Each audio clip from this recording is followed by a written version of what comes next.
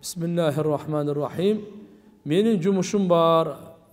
Өзім башыма жолық салбайым. Намаз оқығанда ғана саламын. Қаншалық күнәм бар. Қысқаша маалымат беріп қойыңызшы, рахмат. Урматтуу эне эже қарындаштар. Жолық балағатқа толғаннан кейін әрбір мұсылман қызға милдеттүү болот. Жолық салыну бұл имандылық, бұл маданият, бұл ибадат, бұл сыймық, бұл Алла разы бола тұрған, періштелер құрсант бола тұрған амал. Бұл аял заттың қоғыздығы сұлулық. Ушундай кереметтүү, альхамдулилля, Алла Тааланын буйругу кантип таштап коесуз? Сиздин чырайыңыздағы, дүние ахиретиңиздагы жолук салыңыз. Таштабаңыз, не болот эми? Чачыңызды көрсөтпөңүз. Алла Тааланын буйругу. Сизге күн сайын жашоо берип атат го? Ошол заттын буйругу да. Сизге уйку берип, жүрөгүңүздү соктуруп атат го? Учур келгенде жүрөгүңүздү токтотот. Түшүнүктүүбү? Ошол заттын буйругу да. Сиз жол таштабаңыз. Кичинекей кыздарды дагы үйдө үйрөтөйлү. Бизге мына батыш үлгү эмес, ана жылаңаштар, жолугу жокторчу. Бизге имандуу, бактылуу Айша, Фатима энелерибиз мына үлгү. Өзүбүздүн байыркы энелерибиз, имандуу энелерибиз үлгү. Ошондон иншалла, Алла разы болсун, намаз окуганда салынат экенсиз. Бул дагы жакшы. Жоктон көрү миллион эсе шүгүрдөшүбүз керек. Акырындык менен Москва бир күндө курулган эмес, бирок иншалла ойлоймун, үмүт кыламын иншалла, Кудай кааласа жолуңузду салып аласыз го, чечпейсиз го деп иншалла. Алла Таалам истикамат, туруктуулук берсин. Assalamu alaikum rahmatullahi wa barakatuh. Менин сизге бере турган суроом, мен бирөөнүн экинчи аялымын никесинде. Болгону мен жашап ата-энем бир, мен жашап ата-энем бир, туугандарым билет. Болгону мен. Не дейт ал? Күйөөс тарап билбейт экен. Күйөөс тарап билбейт экен, өздөрүнүн үй бүлөсү билет экен. Ата-энем күйөөн жакшы түшүнбөй калдым. Мен ата-энем туугандары билет. Ал тараптан эч ким билбейт. Ошондо бизде күнөө болобу? Мындай. Өзү жашыруу нике болбойт да, туугандар. Никенин мааниси өзү жарыя кылуу да. Билсин, паланчанын кызы менен паланчанын баласы баш кошуптур. Эми жуучулук кылбагыла. Экөө чогуу жүргөн болсо жаман күмөн кылбагыла. Булар эми Куда сөөк болду. Деп алхамдулилля, ошон үчүн нике бизде мечитте кыйлат. Кандай? Кыздын атасы келет дагы, кыздын макулдугун берип, күйөө бала ошол жерде макулдугун кабыл алат дагы, бардыгына жарыя кылынат. Сүннөт боюнча ушундай болгон да. Акыйканы союп таратуу керекпи, же чакырып жедириш керекпи? Жок. Акыйкада мындай. Акыйка деген эмне, туугандар? Алла Таалам сизге перзент берди. Белек берди, улуу белек берди. Ушунун шүгүрчүлүгүнө сиз кан чыгарып коесуз. Бул сүннөт. Мустахаб мубах деген жерлери дагы бар. Алхамдулилля, динибиздеги бар амал.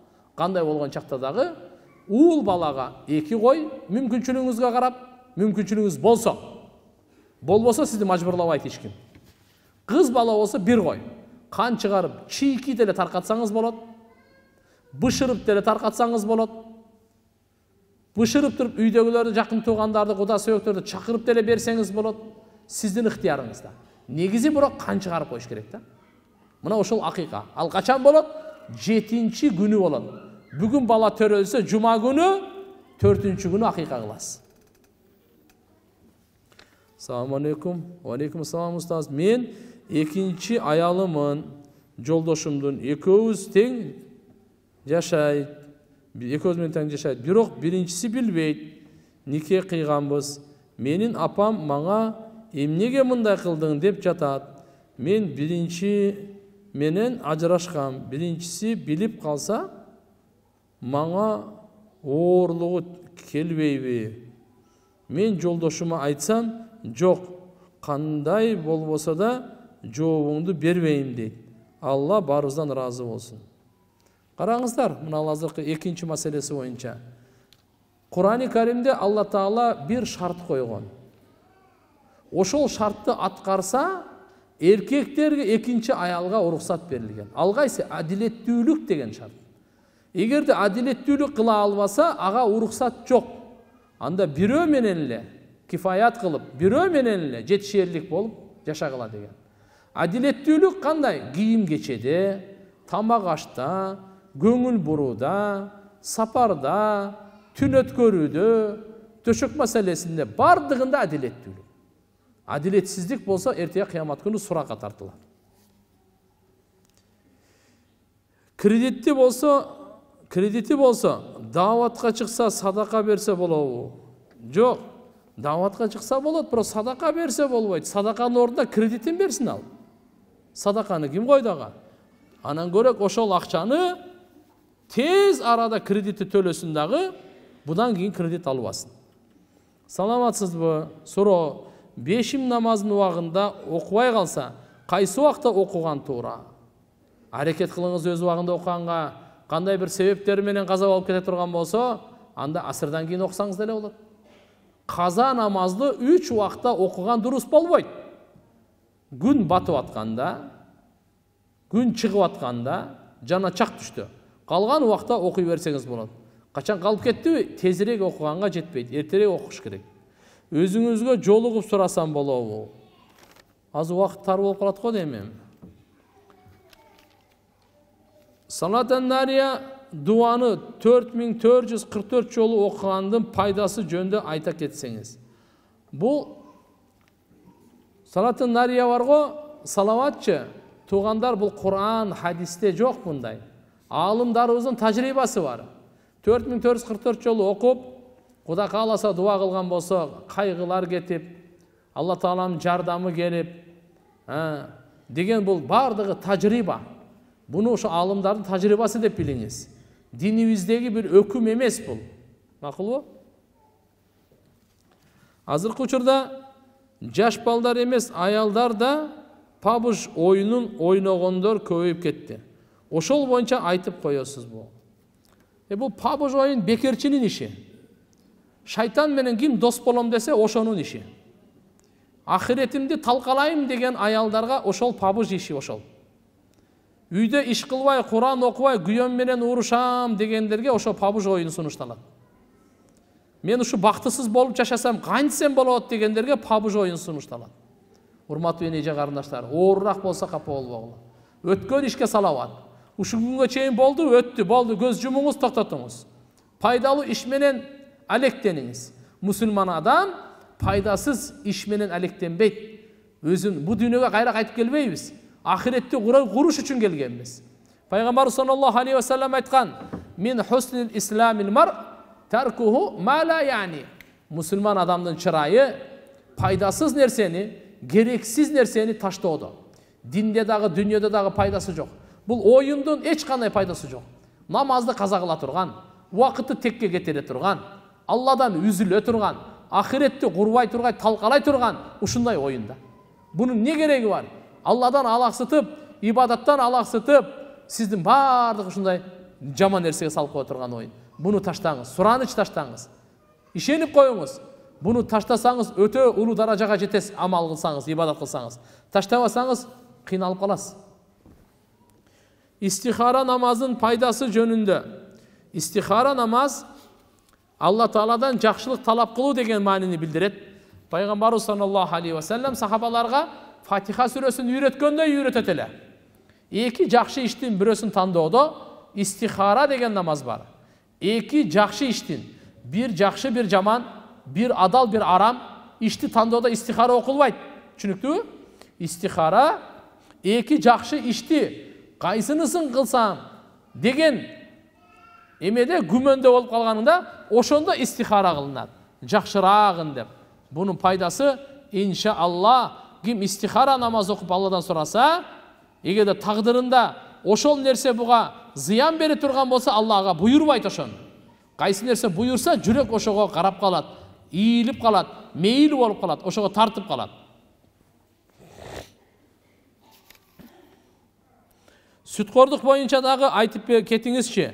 Азыркы учурда процентке акча бергендер көбөйдү.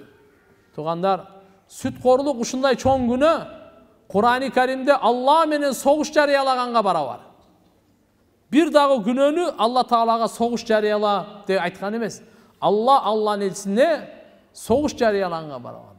Fa'adanu biharbin min Allahi ve Rasuli. Allah Teala Allah Subhanahu Kur'an'da aytқан. Allah Allah'ın elçisine soğuş jarıyaлаган dedi. Biz sütkorluktun günösü öte çoğ.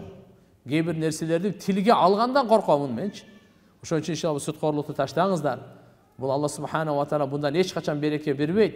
Ямхакуллаху риба ва юрби садакат. Алла Таала айтат, сүткорлукту түп тамыры менен жок кылат. Азыр утурумдук пайдалуу болуп атышы мүмкүн. Өзүнчө жыргап атышы мүмкүн. Бунда береке, bundan тынчтык эч качан болбойт. Алла Таала түп тамыры менен мен жок кылам дедиби? Ямхакуллаху риба дедиби? Болду. Алла акыйкат. Ва юрби садакат, анан көрөк садака берген Алла Субханаху ва Таала көбөйтүп берем деген. Келин менен кайнене, кайынсиңди мамилеси тууралуу. Кайненем баласын кызганат, ортобузда көп түшөт. Келин менен кайнене ортосунда İman bolsa bактылуу болот экөө тең. İman болбосо бактысыз болот экөө тең. Карап туруңуздар, экөө тең өзүнүн чегинен чыкпаса, өзүнүн милдетин, укугун билсе, бири-бирине рахат жетет. Эгерде келин имандуу болсочу, кайненесинин өмүрү рахатта, бактылыкта өтөт. Кайненеси имандуу болсо, келинин жашоосу бактылыкта өтөт. Daima айтып жүрөм, ошондо сиздерге мына ала бокалыктарга дагы айтып коеюн. Урматтуу кайненелер, сиздер ак батаңыздарды бериңиздер. Келиндериңиздерге жакшы насаат, жакшы жол көрсөтүү менен. Бирок бул билип коюңуз, бул келин сиздин кулуңуз эмес. Бул келинди сиз төрөгөн эмессиз. Боюңузда көтөргөн эмессиз. Толготто кыйналган эмессиз. Bunu siz çoğoytkan emezsiz. Bu Allah Teala'm sizge berip koygan besplatный beker belek. 18 yıl başka uy bölöde çoğoydu. 19-20 yıl başka uy bölöde çoğoydu. Başka ene bunu götürdü, kıynaldı, östürdü. Bardık akılesin, terbiyasını kılıp durup, tayar kılıp sizge berip koydu. Allahu Akbar. Siz Allah'a şükür keltirip, kança hizmet kılsa oşonsuna razı olup, ak batağınızları bere veriniz. Өзі ұғып алыңыз. Әділеттүүлүктүн талабы. Сиз төрөгөн кыз бар го, турмушка чыгып кеткен. Ошолдун мойнунда милдет сизге кызмат кылуу. Келиндин мойнунда эмес. Сиз кимди төрөдүңүз? Кимди чоңойттуңуз? Кимге кыйынчылык көтөрдүңүз? Кимге кайгырдыңыз? Сиз канча туура эненин эмгеги ааламда баасыз. Бирок сиздин кызыңыз ал Бишкекте жүрөт го. Ал эмне кылып жүрөт аякта? Siz qanday çoğoyttuңuzдар? Ошо келип эмне үчүн сизди карабайт? Сизди ооруп атканыңызда карап аткан келинге шүгүр кылыңыз. Ысык тамак пышырып берип атса шүгүр кылыңыз. Төшөгүңүздү салып берип атса, шыпырып берип атса шүгүр кылыңыз. Мынакей Алла Таала мага ушундай берип койду депчи. Урпагыңызды Кудай кааласа, балаңыздын алхамдулилла урпагын уланта турган келди. Жакшы ак бата менен берип, берге шүгүр кылса алхамдулилла жакшы. Бул кайненелерге. Экинчиден мен мына келиндерге кайрыларым. Урматтуу келиндер, силер жашсыңар. Келечектеги кайненесиңер иншалла. Кайненеңерге кандай мамиле кылсаңар, келиниңер силерге точно ошондой мамиле кылат. Канча сыйласаң, канча урматтасаң, эртеге сенин келиниң дагы ошончо сыйлайт, ошончо урматтайт. Азыр сен күчтүүсүн, кайраттуусун, чарчабайсың иштесең, ошондуктан кайненеге кызмат кылып патасын алгыла. Кайненеге кызмат кылып дуасын алгыла. Шарапаттуу, бактылуу аялдардын баары кайнененин ак батасы менен көгөргөн. Ошондуктан иншалла кээде каарылыкта кайнене бир сөздү кайталап калат. Кызмат кылганыңарды кичине баалабай калат. Ага капа болбогула. Каарылык деп кызматыңардан чарчабагыла. Бирок кызмат кылып атканда кайнененин ыраазычылыгы үчүн эмес, Алланын ыраазычылыгы үчүн кызмат кылгыла. Кайнене разы болбосо дагы Алла разы болот. Кызматыңызды токтотпоңуз. Экинчиден кайненеден алкыш алыш үчүн эмес, Алладан алкыш үчүн кызмат кылыңыз, чарчабайсыз. Ар бир кызматыңызга сооп аласыз, даража аласыз. Пайгамбар саллаллаху алейхи ва саллям мындай дейт: Bani Исраилде bir zınakor ayal болгон экен да. Ошол bir itke boru orup, it su içpey çankap, ölөйүн деп калганда тилин чыгарып, топурак жалап калганда, ошо зынакор аял ушу itke boru orup, галош бар го бут кийим, ошону чечип, жолугуна байлап туруп, кудуктан суу алып берген экен. Аллага ушул амалы жагып, ушул bir жаныбар, boru var, жандыкка райымдуулук кылды деп Алла Таалам күнөөсүн кечирип бейишке киргизген экен. Эми кайнене, субханаллах, бул жаныбар эмес го. Кайнене, алхамдулилlah, тем более мусулман го, сизден улуу го, күйөөңүздү төрөгөн апа го, ошого кызмат кылсаңыз колуңузга кир жугуп калабы. Канча деген улуу сооп аласыз, канча деген улуу даража аласыз. Сиз ал кайнененин рахматын күтпөй эле коюң. Ал разы болбосо болбой эле койсун. Рахматын айтпаса айтпай эле койсун. Сиз Алланын рахматын Алла мага кайтарат. Кызматымды Алла Таала мага кайтарып берет. Соопту Алла берет. Мен ошон үчүн кызмат кылып атам деп кылып бериң. Кудай кааласам кем болбойсуз. Кудай кааласа иншалла кем болбойсуз. Анан кайынсиңди, кайнэжелер вообще киришпесин. Булар вообще акысы жок. Кызмат кылган болсо сүйүнсүн, жеңе деп алхамдулилlah Алла Таалага шүгүр кыла берсин. Кээ бир учурларда ошондой болуп калат. Бардык кайнэжелери, кайынсиңдилери мээсине минип алат. Бардыгы ошону ан үчүн берилген эмес да. Кайненем баласына кызганат. Кайнене баласына кызганбаса анан ким кызганат аны? Төрөп чоңойтса анан сага берип койсун, келерге карап отура бер. Сен эле карап отура бер. Жок, андай эмес да. Коя бер. Сен да мисалы эртеге келесиң. Балаң ушунча чоңойтуп, эркелетип, ушунча өстүргөндөн кийин анан кийин бирөөнү сүйөм, күйөм деп бир кыздын аркасынан кетип калды. Көрөбүз ошондо кандай болосун. Андай болбойт да. Любой эне кызганат. Любой эненин ошондой мээнети бар, төрөгөнү бар, чоңойткону бар. Аны туура түшүнүш керек. Азыр келе калып эле сразу эле ала калып эле өзүңө менчиктеп алган болбойт бул.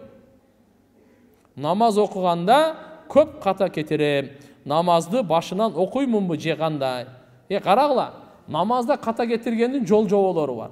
Эгерде фарызда ката кетирген болсоңор, кайталайсыңар. Важипте ката кетирген болсоңор, жаңылыш саждасы бар. Жаңылыш саждасы. Сажда сах деп коет. Ошо менен толуктанат.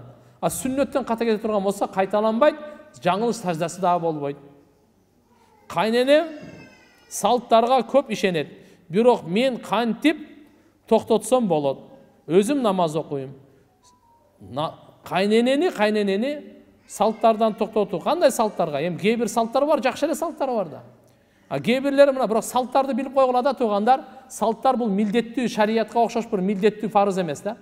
Кылсаңар кылып койгула. Кылбасаңар эч кандай ачууланып жемелебегиле. Албетте муну алхамдулилlah кызмат менен жоёсуңар, кызмат менен түшүндүрөсүңөр. Зына кылган келиндер кандай болот? Кайненеге кандай мамиле кылышым керек? Келин, эркек балдар жүрөт деп адашса болобу? Атандашса болобу? Туугандар, эркекте уяттын болуусу жакшы, аялда уяттын болуусу жакшыраак. Жакшыраак. Аял өзү уяты менен аял. Уяты жок болгондон кийин ал аял эмес, ал айван. Капа болбогула. Уят бизди кармайт. А бирди ыйманды кармап тура турган уят. Адамгерчилик кармап турган уят. Мына зына кылганда пайгамбарыбыз айткан, зына кылган учурда ыйман чыгып турат деген. Ошол учурда өлүм келип калса түп-түз дозокко барат деген сөз бул. Ошон үчүн иншалла мына зынанын кесепети чоң. Ар түрдүү оорулар көбөйөт деген, кан төгүлөр көбөйөт деген. Эде кээ бирөө ушинтип адашып алданып калган болсо, тооба кылсын дагы, мындан кийинки калган жашоосун таза өткөрсүн. Алладан коркула. Алладан коркула. Кайнене кандай мамиле кылыш боюнча мен айтып бердим. Эркектер бирөөгө атандашып, уурулук кылып болбойт. Бирөө уу ичип алса, атандашып сен деле ичип ал анда ууну. Атандашкан ал болбойт. Атанда жакшылыкта атандаш керек. Арам нерседе, жаман нерседе атандашкан болбойт. Эркектер аялдар ичип алып, багымдат намаз окуса болобу? Астагфирулла. Мындайда эгерде мастыгы кеткен болсо, анда гусул кылып окуса болот. Мастыгы кете элек болсо окуса болбойт. Эркектер менен мен үйдө амирмин деп туура эмес болсо дагы менин айтканым болот дейт, туурабы? Жок. Туура эркектер амир, ар-риджал каввамун алан ниса. Эркектерди Алла Таала аялдарга көзөмөлдөөчү, башкаруучу кылып койгон. Бирок туура эмес болсо деле ушу туура деген ал болбойт, ал залым болуп калат, ал зулумдук болуп калат. Ал адилеттүүлүктө башкаруу болуш керек. Бирок мынандай туура эмес нерсени туура кылган ал болбойт. Дааватка барып келишип, ичип жүрүшөт, туурабы? Кантип туура болсун? Ушу сөздү кантип сиз туурабы деп жазасыз? Эми мындайда даават, алхамдулилля, бүгүн дааваттын берекеси менен канча адамдар оңолду, аялдар оңолду, эсеби жок. Бирок кээ бирлер сиз айткандай, мен сиз менен макулмун. 3 күнгө дааватка барып келди, келип кайра ичип кетти. Бул даават буну алкаш кылып койгон жок. Даават буну ичирип койгон жок. Бул дааватка чейин деле ишчеле бул. Макулсуз да. Дааватка чейин деле ишчеле. Дааватка барып келгенден кийин азайышы мүмкүн. Бирок дааватка барып келип, даават аны кайра иштирген. Бул 3 күндүк дааватты чын жүрөктөн бардык талаптарын аткарбай келди да. Эгерде чын жүрөктөн ниети туура болуп, 3 күндүк дааватты жакшы аткарып келе турган болсо, аракты түп тамыры менен даават кууп чыгат. Ажеке, сиздин насаатыңыздарды көп угам. Мен ороном, туугандарым, хижабыңды чеч, сенин мүнөзүң жолука татыктуу эмес дейт. Намазыңда кабыл болбойт деп жатышат. Мен жакында эле хижапка киргенмин. 5 маал намаз окуйм. Бирок ачуулумун. Бирок мурункуга караганда оңолгом. Эмнегедир мени көргөндө жек көрүшөт. Чеш жолукту жүдөбөй дейт. Эмне кылсам болот? Алла сизден разы болсун. Алдын ала рахмат. Жок, алхамдулилля, сиз чечпеңиз ал. Мен аз айтып бердим, жолук хижап эмне экенин айтып бердим, кайра кайталагандын кереги жок. Хижабыңды чеч, мүнөзүң жолука татыктуу эмес депчи. Жок, бул туура эмес. Албетте мүнөздү акырын оңдой бериш керек. Намаз кабыл болбойт дегенге акысы жок, анын айтканга таптакыр акысы жок. Хижабың чечсин, мүнөзүңө жолука татыктуу эмессин дегенге дагы акысы жок. Кудайга шүгүр, барып оңолот. Барып түзөлөт. Сиз чачтабаңыз. Ачуулуу болсоңуз, ауду биллахи минаш шайтанир раджимди күн сайын багымдат намаздан кийин 10 жолу окуңуз. Анан качан ачууңуз келген учурда дароо ауду биллахи минаш шайтанир раджимди көп-көп окусаңыз, ачууңуз кетип калат. Ачууңуз кетпесе, турган болсоңуз отуруңуз. Отуруп дагы эле ачууңуз кетпесе, жатып алыңыз. Жатып алыңыз. Вот ошондо ачуу кетет. Пайгамбарыбыз айткан буну. Ассаламу алейкум, менин уулум 9-класста окуйт. 9-у бүтүп сиздин медресеңизге барам дейт. Атасы бул дүйнөдө бир кесиптин ээси болуш керек дейт. Сиздердин дагы үйрөтө турган башка кесиптер үй бүлө багат, келечеги эмне болот деп айтат. Бизде кесиптер бар, биринчи. Экинчиден мындайда, молдо эч качан ач калбайт, ушуну билип коюң. Молдого Алла Таала рызкын ушундай берип койгонда, энелер эң жашырып эч кимге бербеген майын молдолорго берет. Кудай кааласа сиз балаңыздан ойлонбоңуз ал. Көзү жок чаянга, путу жок жыланга Алла рызкы берип аткан молдону ачка коё эле. Алла субхана ва таала илим алганын берекесинен эле кесиби жок рызкысын берип коет.